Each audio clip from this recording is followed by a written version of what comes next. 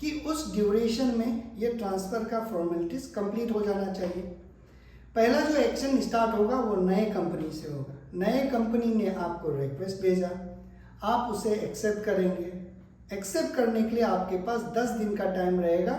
Request भेजा है जब से और जब से आपके पास आया है, उस 10 दिन के अंदर अगर आपने एक्सेप्ट नहीं करा तो वो रिक्वेस्ट कैंसिल हो जाएगा। ओके, अगर आपने एक बार एक्सेप्ट कर लिया तो इसके बाद 2 रास्ते हैं जो मैंने कंडीशन बताया, या तो कंपनी का अप्रूवल के लिए जाएगा या तो कंपनी का अप्रूवल के लिए नहीं जाएगा। अगर मान लीजिए उस कंडीशन में आप आते हैं जिसमें कंपनी के अप्रूवल में जाएगा वो, तो कंपनी के पास, जो आपका पुराना कंपनी है, उसके पास 14 दिन का टाइम रहेगा आपके जो रिक्वेस्ट है उसको एक्सेप्ट या रिजेक्ट करने के लिए।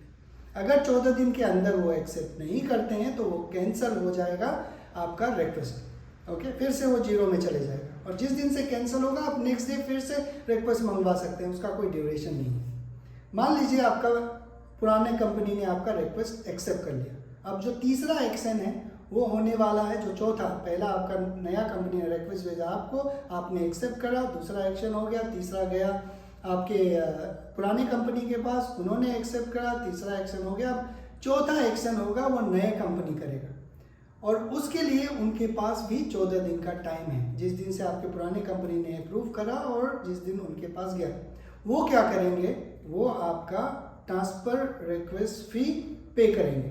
2000 रियाल का होता है अगर आपका पहला ट्रांसफ़र हो रहा है। अगर दूसरा ट्रांसफ़र हो रहा है, 2 जगह आपने पहले और ट्रांसफ़र कर लिया है, तो वो 4000 हो जाएगा, ऐसा मल्टीप्लाई हो। इस बात का ध्यान रखिएगा कि वो कंपनी, अगर आपका दूसरा ट्रांसफ़र है तो कंपनी वाले 2000 रियाल आपसे लेंगे, तो ये पहले नेगोशिएट कर लीजिएगा उनसे। ओके, 14 दिन के अंदर उन्होंने पेमेंट कर दिया, सब कुछ कर लिया और आपके अफसर में नया कंपनी का नाम रिफ्लेक्ट हो गया, मतलब आपका ट्रांसफ़र कंप्लीट हो गया।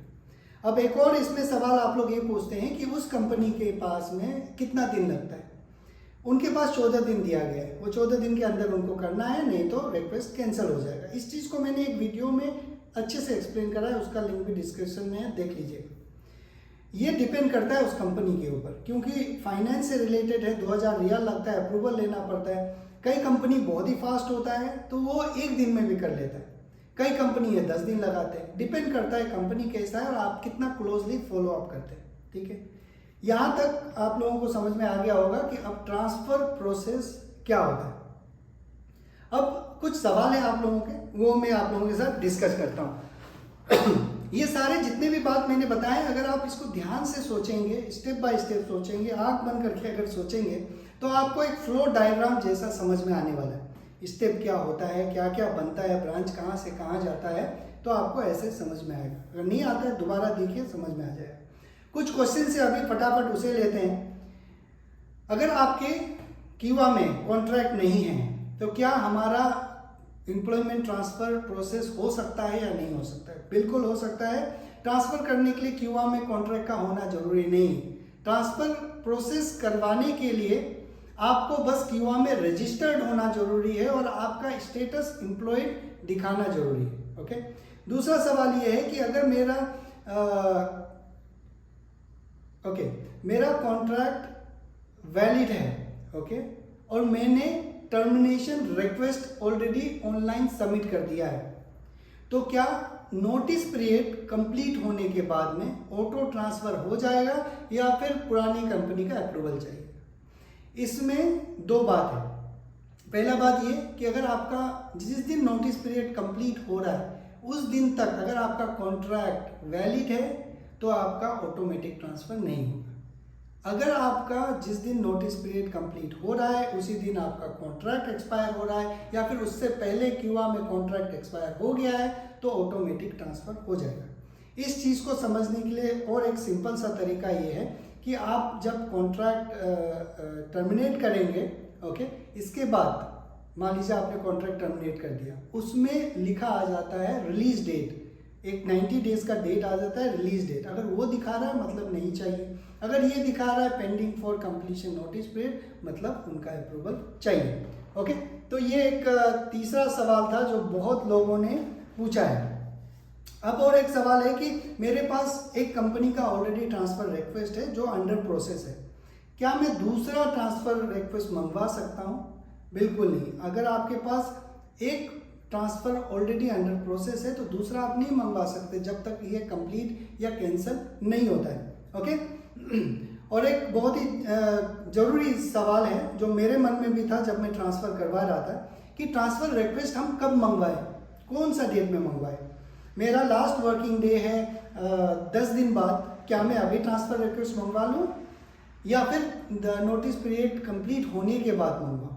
आप अपना transfer request notice period complete होने के बाद ही मंगवा सकते हैं, क्योंकि अगर आपने आज अगर ट्रांसफ़र रिक्वेस्ट मंगाया, आपकी कंपनी ने एक्सेप्ट कर लिया, तो आपका कॉन्ट्रैक्ट नोटिस पीरियड से पहले ही टर्मिनेट हो जाएगा। ओके, तो जब आपका नोटिस पीरियड कंप्लीट होता है, लास्ट वर्किंग डेज होता है, उसके बाद ही आप मंगवाइए।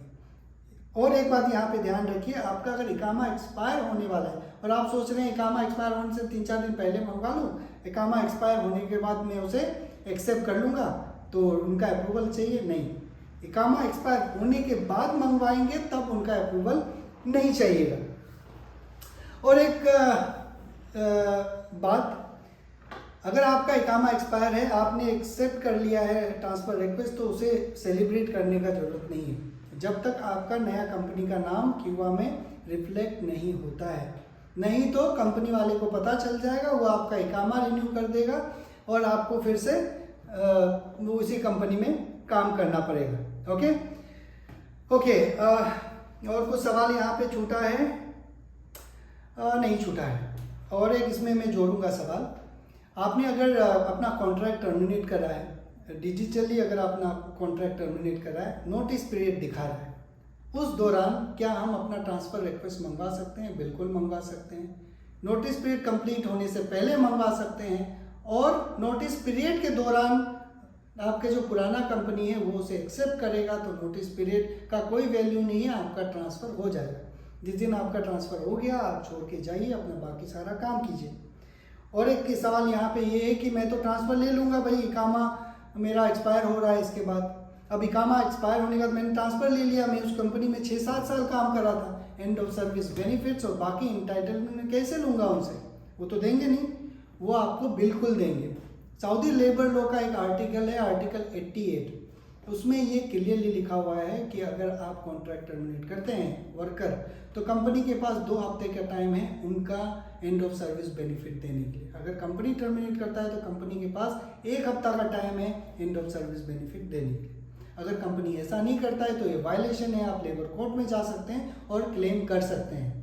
और आप ये भी सोचेंगे कि भाई मैंने तो उनको बताया नहीं, ऐसे ही मैंने ट्रांसफ़र ले लिया चुपके से, मेरा गलती तो नहीं है। ये बहुत सारे लोग को पता नहीं है। मैं इस सारे लेबर लॉ के ऊपर में आर्टिकल वाइज वीडियोस बनाया हूँ, उसका जो प्लेलिस्ट है सऊदी लेबर लॉ का, वो भी मैं डिस्क्रिप्शन में दे दूंगा, आप देख लीजिएगा।